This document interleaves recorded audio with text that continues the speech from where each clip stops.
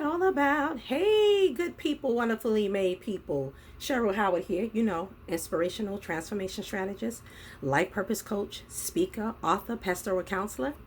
That's me. So I'm gonna do um, a quick stream, a quick talk.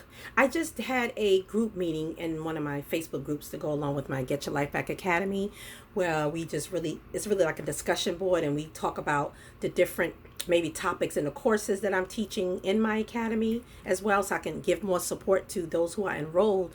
And one of my courses is how to write an ebook in 30 Days Masterclass. And so I kind of want to go in and share with everybody enrolled in there different ways to monetize their book and to create multiple streams of income with that book, and how your book is a foundation for so many buildings, other things that you're going to create from that book. So the book is like the doorway, it's like a gateway, it's a foundation, a catalyst to take you off on into something else, up and so much more, right? And so I'm going to call this writing with vision, because when you're writing a book, this is for those of you who are like me, or maybe you're not, and I'm going to help you tap into it right now. I'm a visionary. So that means for those of a lot of you do know the visionary is. Some of you may not exactly know, but it's kind of when you can see a bigger picture of something. Like you can see a raggedy house or something and look at it. Somebody else will say, oh gosh, that's a piece of garbage and trash. What am I going to do with this? A visionary will see a palace, taking that, making it a motel, making it a bed and breakfast, an Airbnb. I mean, all kinds of things come to your mind like, wow, this can be the business. It could be commercial property, so much more, right? So a visionary sees more things that can be done with something, or take something that can be so small and see how great it can be, turn it into something else. So visionaries have a tendency to do that with a lot of stuff. That's how you know you're visionary.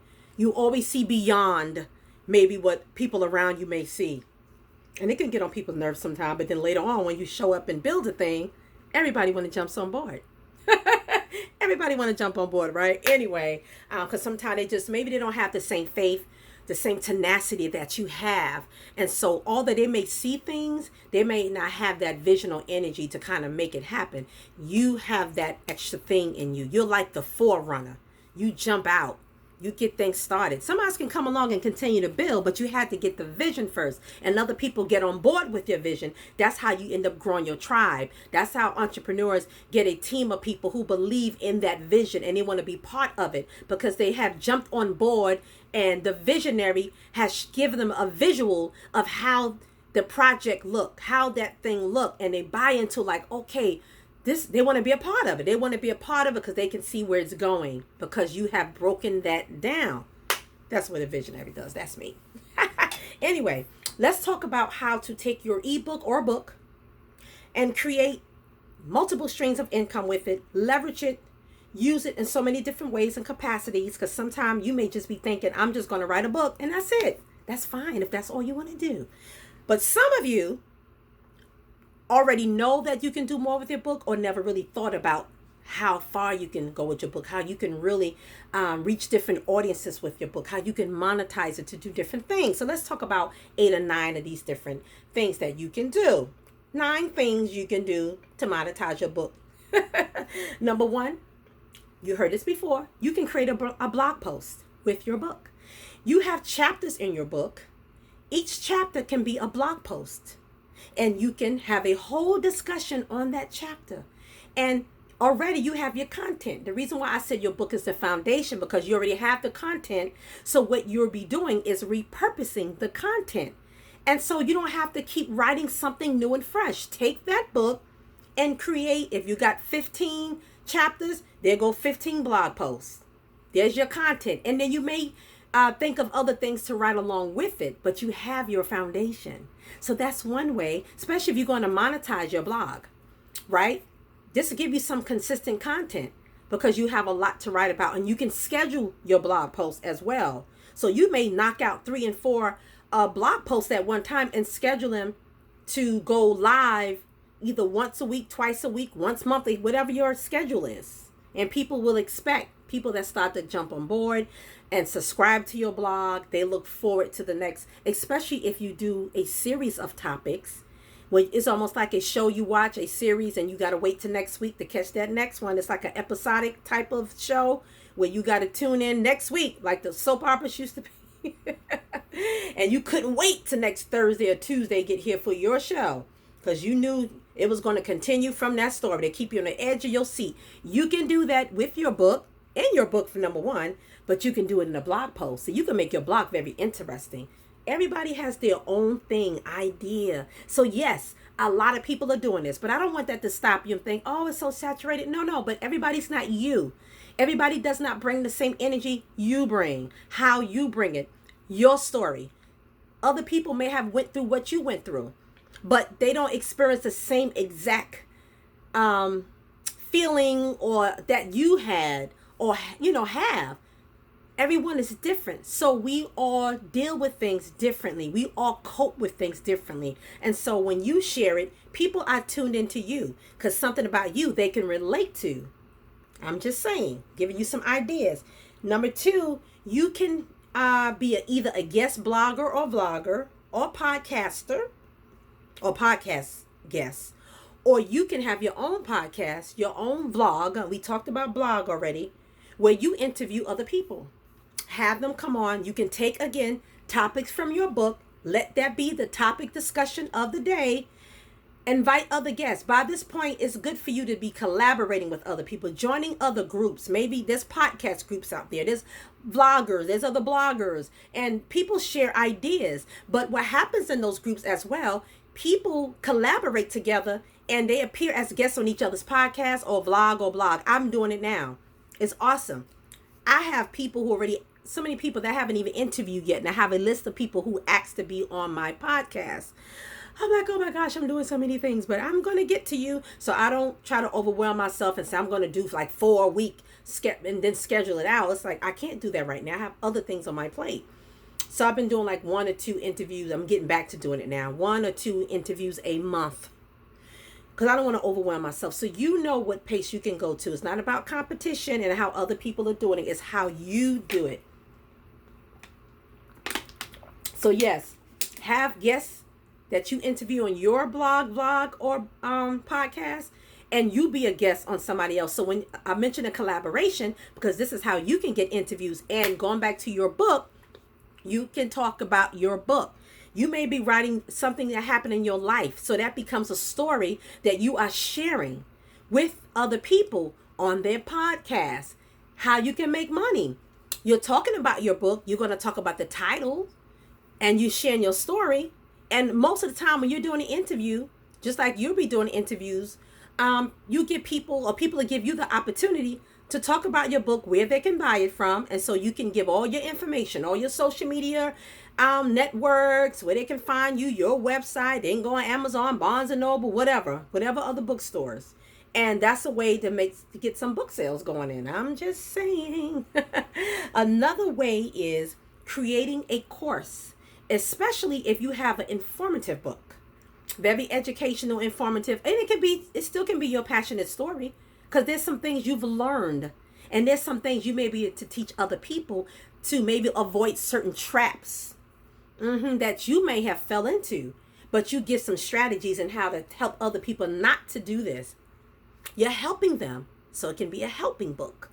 Anything, inspirational book. Again, you can always teach lessons from it. So you can create a course. You can take those chapters, and those chapters can be different course topics, different course segments that you can break down and talk about it. So just like your book has a flow and transitions, so does your courses. It can lead people to a result that they're looking for with your book. So again, writing with a vision means you're kind of thinking about this while you're writing. And it doesn't always have to happen that way, because some of you may already have a book out already, but you haven't done this. So he's like, you know what? I need to do that with my book. I can create an online course, a virtual workshop, an event, a conference from your book. What do people do? You see people traveling around the world, but I'm going to get to that because that's another thing how you can leverage your book. So that is creating a course. Creating a series or workbook. You can create a series, of course. There's a part one and a part two. It's like a saga or series. That can be informational as well, because you can be teaching something, and of course you want to break it down. You don't want to give too much. You want it to be palatable where people can digest and ingest it, take their time with the information and process everything. So it may be a series. You may be able to create, or you may create a book and a workbook to go along with it. People love that. They like to be able to read something and make their notes. Or maybe you're asking powerful questions and they can answer in a workbook. People love that. It stimulates their mind, and it helps them to have like a journal of something they can go back to and refer to. So you can create either or. You can create a book and a workbook, or you can just create a workbook. So there's a lot of content in it, but then there's sections in that book where people can write in. I always love books like that. That's something else you can do with that book. You can create a web series. Yes, you can. On YouTube. It can be on a topical discussion.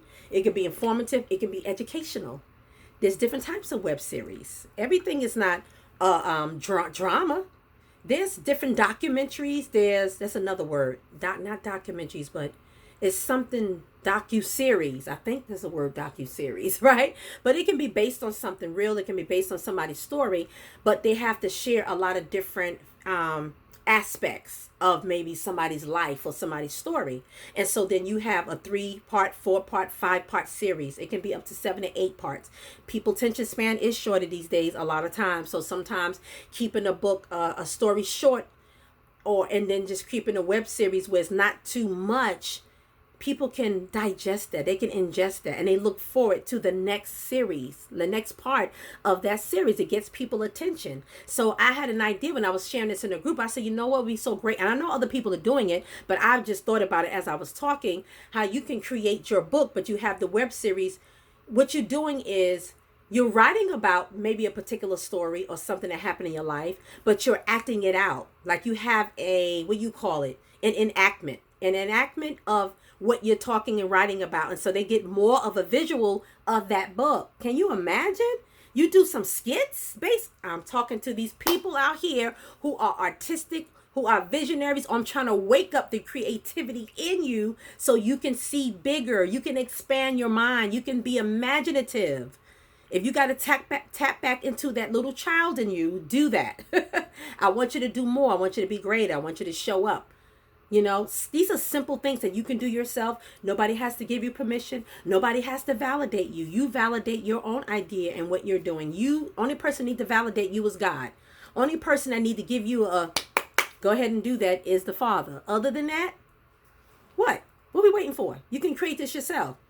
And I am a witness that when you start getting out there and doing something, you will meet people who can help you in different ways. What you're doing. People share their information. You collaborate with other people again who can tell you something to help you enhance your project. I'm just saying, from a book, you can do these things. It's so awesome. But I just visualized that. So that might be something I think I may do. Because I've been already talking about doing a web series with my daughter. She went to school. She learned film, and she's also an actress, and she's a dancer, and she's a singer, and she knows. She studied communication and media, video. I forgot what you call it. Anyway, media arts, something in there, right? And so, I'm thinking about having a book/web series. That would be really cool. Okay, back on topic. All right. So that's creating a web series, right, from the book. Include your book in another offer or upsell. And people do this all the time. And I use a good example of when you go to a department store, and while you're in line, they got all these goodies in the line. I'm thinking about when I go to Marshall's, TJ Maxx, Ross, Walmart, other stores, Burlington Coat Factory, Macy's, all these stores that have things while you're either on your way to the register or while you're waiting in line. There's some other little goodies behind the counter or by the counter, and you're like, oh. And if the line is really long, you really start thinking and touching things. You know how it is. Sometimes they all have all kinds of little knickknacks up there. You're like, I can use this. This is cute. Same thing with your book. Child, you be talking about one author and you mention your book. We do it all the time at conferences, right?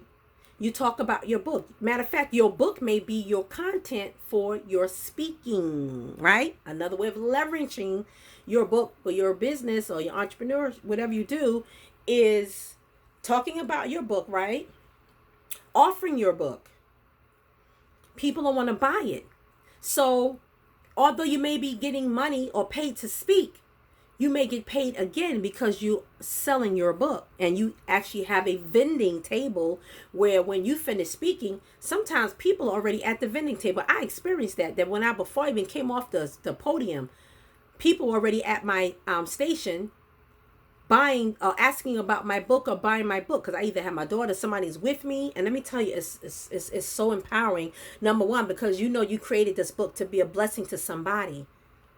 And so it's nothing like being able to monetize your passion and your gift. So it's a win-win. You're helping other people, but you're also getting money to sustain yourself and to keep doing this thing over and over again. We can turn maybe into a full-fledged business. And so you're doing what you love to do, but you're also making a positive impact in the lives of people. So it's a win-win situation. So that's the way to upsell your book.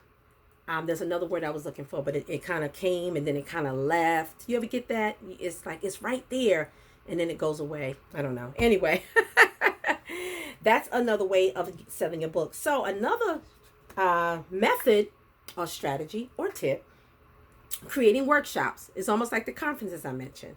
You can create a workshop based on a chapter in your book or the whole book. And especially if your book is educational and informative, it's teaching people strategies and methods, or it's transformational.